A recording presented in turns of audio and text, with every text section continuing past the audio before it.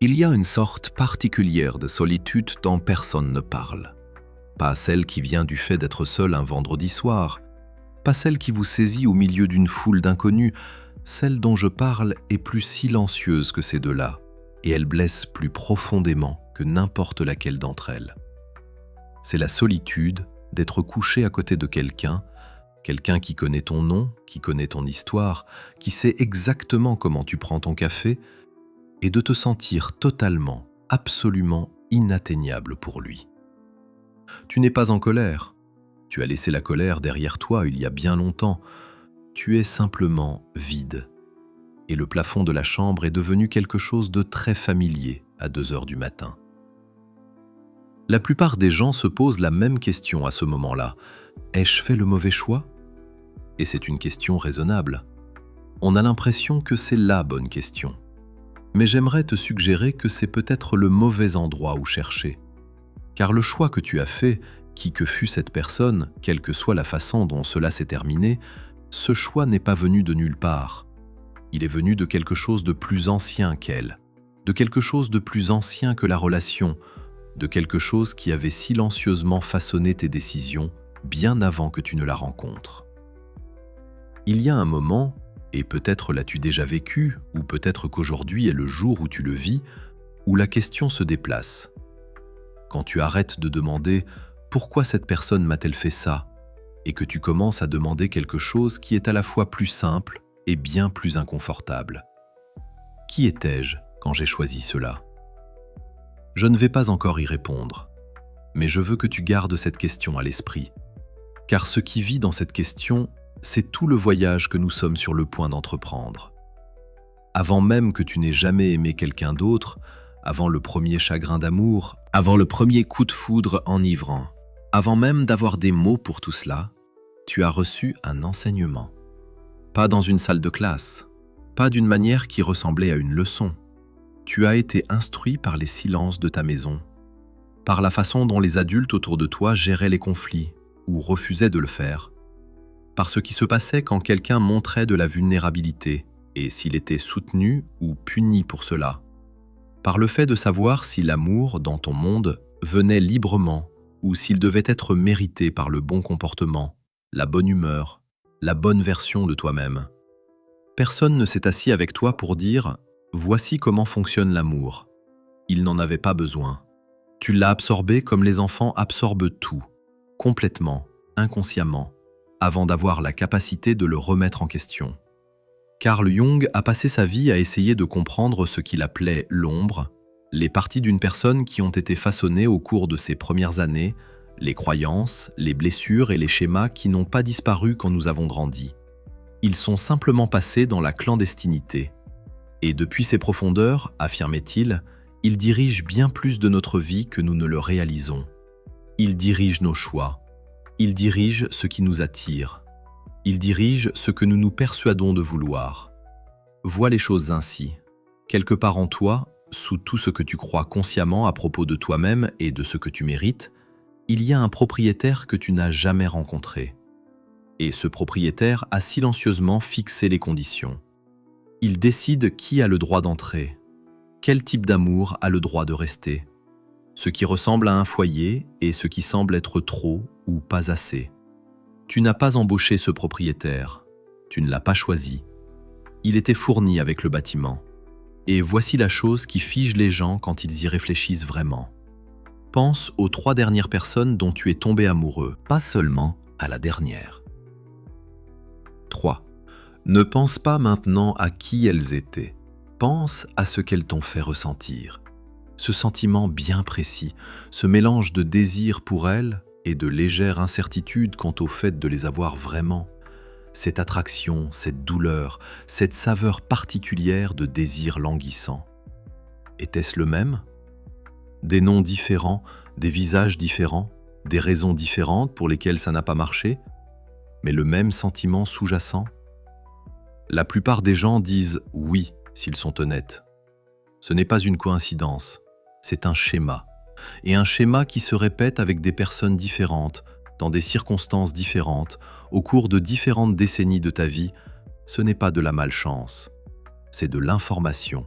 C'est ton moi non guéri qui fait le choix et qu'il appelle ensuite le destin. Il y a un type particulier d'amour qu'il est très facile de confondre avec le vrai. Il en a toutes les caractéristiques, l'intensité, l'attraction, le sentiment que cette personne est différente, que ceci est différent, que quelque chose d'énorme est en jeu. Et il y a bien quelque chose en jeu, mais pas ce que tu crois. C'est l'amour du presque. La personne qui était presque disponible, presque prête, presque tienne, et d'une certaine manière, ce presque la rendait magnétique d'une façon que quelqu'un de simplement présent, de simplement disponible, de simplement là, ne semblait jamais pouvoir être. Et à cela, il y a une raison neurologique, qui est à la fois rassurante et source d'humilité. L'anxiété et l'excitation activent presque la même réponse dans le corps. L'incertitude de ne pas tout à fait avoir quelqu'un est enregistrée dans le système nerveux comme de l'intensité, et l'intensité est enregistrée comme de l'importance, et l'importance est enregistrée comme de l'amour. Nous avons confondu le signal. Pendant des années, peut-être des décennies, nous avons traité le sentiment de danger émotionnel comme le sentiment de connexion. Cela fonctionne comme une machine à sous. Ce n'est pas une métaphore flatteuse, et j'en suis conscient, mais l'attraction psychologique la plus forte qu'une machine à sous crée n'est pas le gain, c'est le quasi-gain. La récompense imprévisible. Le moment occasionnel où tout s'aligne et où l'on obtient exactement ce que l'on espérait, suivi d'une longue traversée du désert de rien. Et on y retourne encore et encore. Non pas parce qu'on est stupide, mais parce que le système nerveux fait exactement ce pourquoi il a été conçu. Il réagit à un programme de récompense intermittent, qui est le schéma le plus addictif qui existe. La machine à sous sur laquelle tu n'as cessé de tirer n'était pas cassée, c'était toi. Et je veux dire quelque chose avec beaucoup de prudence ici, car on peut facilement mal le comprendre. Tu n'étais pas cassé dans le sens d'être endommagé, défectueux, ou d'avoir moins de valeur que n'importe qui d'autre. Tu as réagi avec une prévisibilité absolue à un schéma émotionnel qui a été installé en toi bien avant que tu ne sois en âge de l'examiner. La partie de toi qui ne pouvait s'empêcher de courir après quelqu'un qui s'éloignait sans cesse, cette partie n'était pas stupide. Cette partie essayait de résoudre un vieux problème avec les outils qui lui étaient familiers. La question n'est pas de savoir si l'on peut t'en blâmer, on ne le peut pas. La question est de savoir si, maintenant que tu le vois, tu vas continuer à le laisser agir. Et cela nous amène à quelque chose que la plupart des gens préféreraient sauter. Il y a eu quelqu'un. Peut-être sais-tu immédiatement de qui je parle. La personne qui ne s'est pas contentée de te blesser. La personne qui a spécifiquement, presque chirurgicalement, trouvé l'endroit exact où tu étais le plus vulnérable et appliqué exactement le type de pression qui a tout fait remonter à la surface. Tu ne l'as pas vu venir. La connexion ressemblait à une reconnaissance, comme si ton âme se souvenait d'elle de quelque part. Et c'était peut-être le cas, mais pas de la manière que tu espérais. Jung a décrit quelque chose qu'il appelait la projection, notre tendance à voir chez les autres ce que nous n'avons pas encore reconnu en nous-mêmes. Nous sommes attirés par des personnes qui portent en elles quelque chose qui reflète ce qui vit dans notre inconscient. Nos peurs non résolues, nos parts inexprimées, nos blessures cachées. C'est comme si la psyché regardait le monde et disait « ça, juste là, cette personne a ce que j'ai essayé d'éviter de regarder en moi. » Et ensuite, elle nous pousse vers eux avec toute la force d'une véritable fascination. Ce qui explique pourquoi les relations les plus déstabilisantes de ta vie ne semblaient pas déstabilisantes au début. Elles ressemblaient à un retour à la maison. Elles ressemblaient au destin. Voici une métaphore à laquelle je veux que tu réfléchisses. Un tremblement de terre ne crée pas de faiblesse dans le sol. Il révèle où la faiblesse se trouvait déjà, où les lignes de faille avaient accumulé de la pression, silencieusement et invisiblement pendant des années, jusqu'à ce que quelque chose se déplace et que le sol cède. Le tremblement de terre n'a pas rendu la terre fragile, il t'a simplement montré où la fragilité avait toujours été. La personne qui t'a brisé, elle n'a pas créé tes blessures, elle les a trouvées. Avec une précision troublante, elle a trouvé exactement l'endroit où tu étais le moins guéri et a appliqué une pression à cet endroit.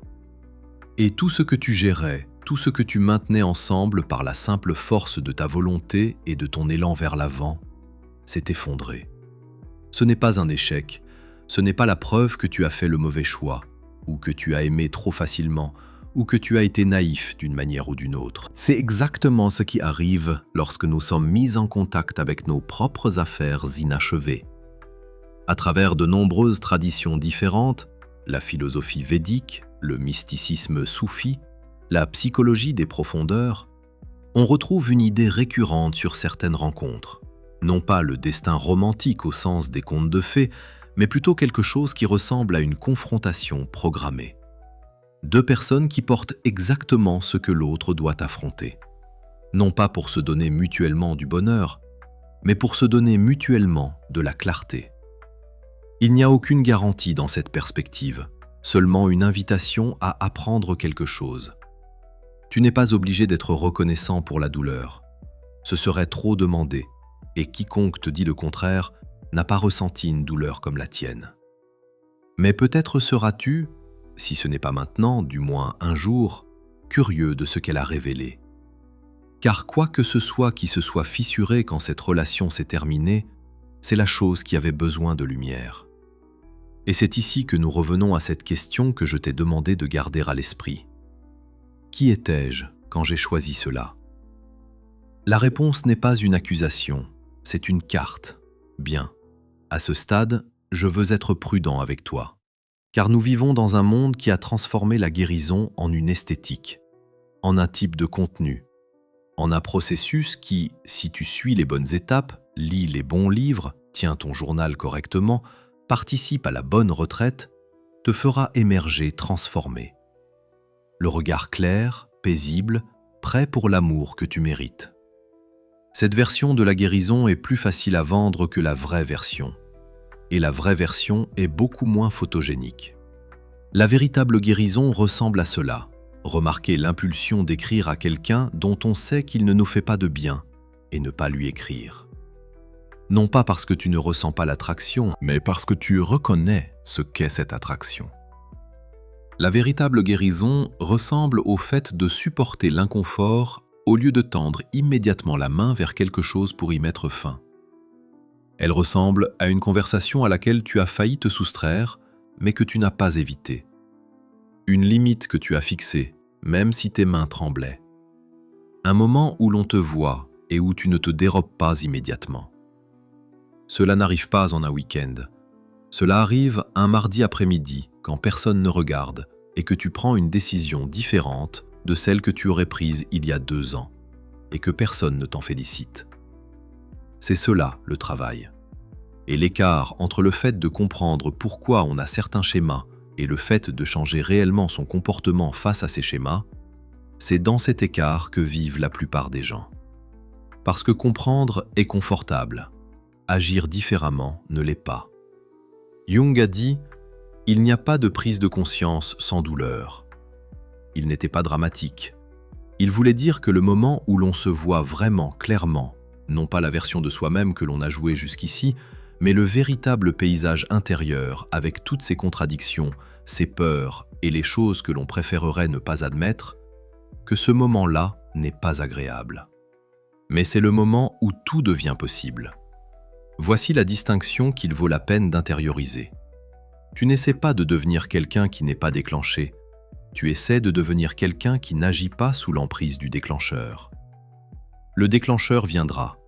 Ce sentiment familier montera, l'anxiété, le besoin de courir après, l'impulsion de te faire tout petit pour garder quelqu'un près de toi. Et le travail ne consiste pas à ne jamais le ressentir. Le travail consiste à faire une pause, à le reconnaître, à demander calmement et sans jugement de quoi s'agit-il réellement ici. Et ensuite, de choisir consciemment au lieu de réagir automatiquement. Cette pause n'est pas un moment de faiblesse. Cette pause est la pratique tout entière. Quelque chose de discrètement remarquable commence à se produire quand tu fais ce travail de manière cohérente, sur une longue période. Pas de façon spectaculaire, pas tout d'un coup. C'est si subtil que tu pourrais le manquer si tu n'y prêtes pas attention. Ce que tu es prêt à tolérer commence à changer. Les choses qui ressemblaient autrefois à de la passion commencent à ressembler à de l'épuisement. La personne qui te déséquilibre légèrement, qui souffle le chaud et le froid, qui te donne l'impression d'être toujours à un faux pas de la perdre, cette personne qui t'aurait été irrésistible autrefois, ressemble maintenant simplement à beaucoup d'efforts pour très peu de paix. Pense à un diapason. Quand tu frappes un diapason, il vibre à une fréquence précise, et tout ce qui l'entoure et qui est accordé sur la même fréquence commencera à résonner, à vibrer, à réagir. Ce qui se passe en toi quand tu fais ce travail intérieur est une sorte de réaccordage. Ta fréquence interne change, et parce qu'elle change, ce qui résonne avec toi change aussi. Ce n'est pas mystique, même si ça en a l'air. C'est très simple. Quand ta tolérance au chaos diminue, les personnes chaotiques ressemblent moins à de l'excitation et davantage à des signaux d'alarme.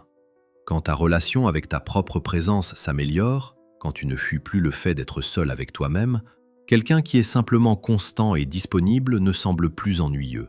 Il ressemble à un soulagement. C'est ce changement qui modifie tout, pas la personne qui franchit la porte, mais ce que tu es capable de reconnaître quand elle le fait. Et les personnes qui avaient l'habitude de disparaître de ta vie quand tu essayais de tenir bon, elles sont toujours là, faisant ce qu'elles font. Mais elles n'ont plus aucune prise. Tu as changé les conditions de l'environnement, et elles n'y prospèrent tout simplement plus. Cette nuit dont je t'ai demandé de te souvenir tout à l'heure. Le plafond, le vide, la personne à côté de toi et la distance énorme entre vous. Ce n'était pas seulement un souvenir de souffrance, c'était ton âme qui commençait à demander quelque chose qu'elle n'avait jamais demandé clairement auparavant. Il t'a peut-être fallu des années pour répondre à cette question. Peut-être as-tu fait quelques détours, peut-être es-tu retourné à des schémas que tu pensais avoir laissés derrière toi. Cela en fait partie aussi. Mais quelque chose en toi s'est accroché à cette question. Et te voici.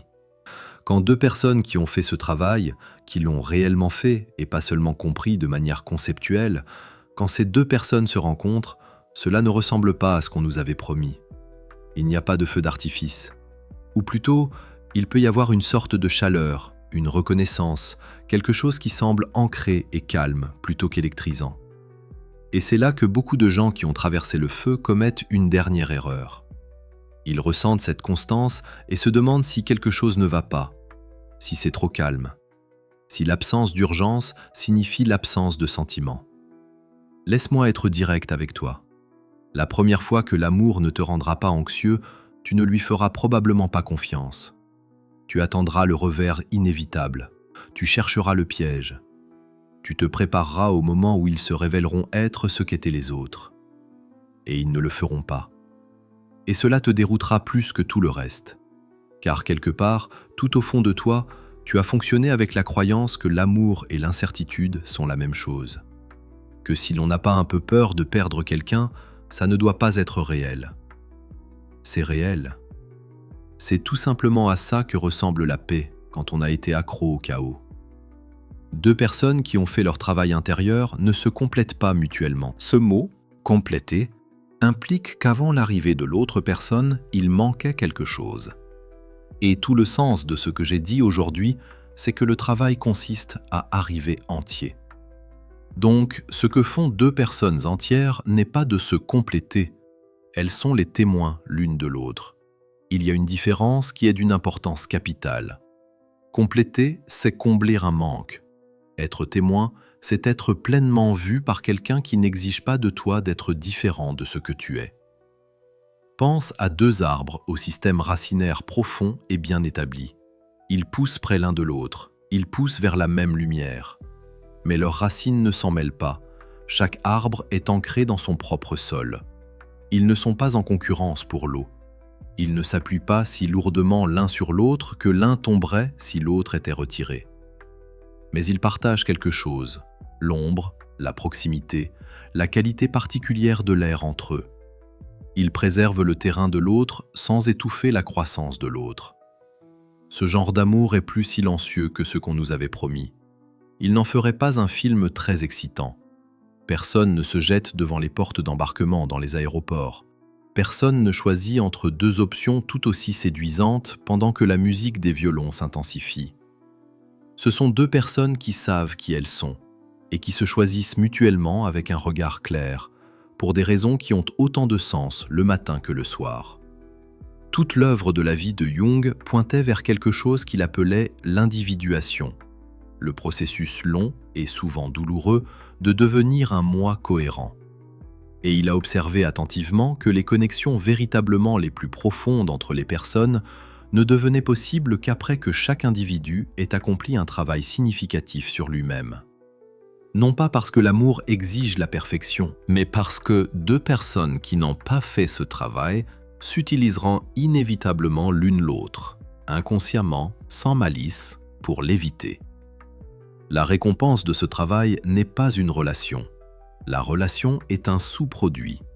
La récompense est la capacité d'être réellement présent pour un autre être humain, d'aimer sans avoir désespérément besoin de quelque chose en retour, de choisir quelqu'un non pas parce qu'il remplit un vide, mais parce que sa présence amplifie quelque chose qui était déjà vivant en toi. Personne ne fait de film là-dessus, mais cela dure. C'est donc là-dessus que je veux te laisser. Non pas avec une liste, non pas avec 5 étapes, avec une question.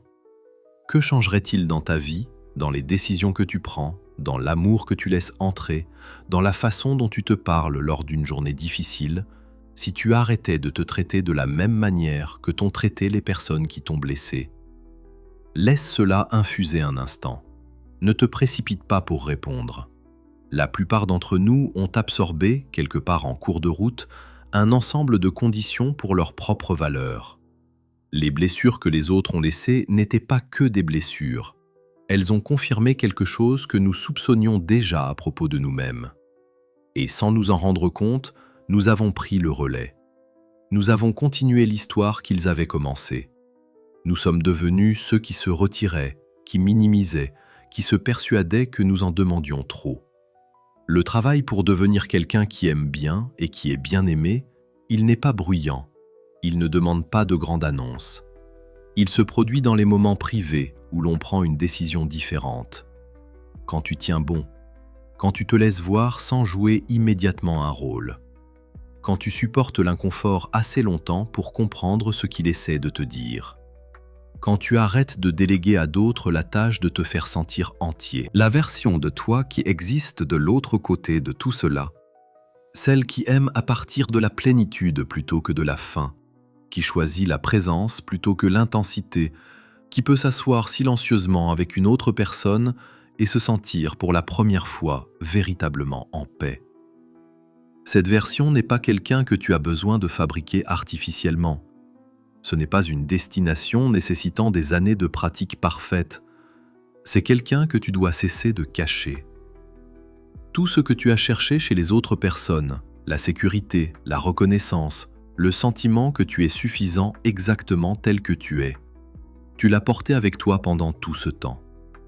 Tu attendais juste que quelqu'un d'autre te donne la permission d'y croire. Tu n'as pas besoin de cette permission. Tu n'en as jamais eu besoin. La seule question est de savoir si tu es prêt à arrêter de l'attendre.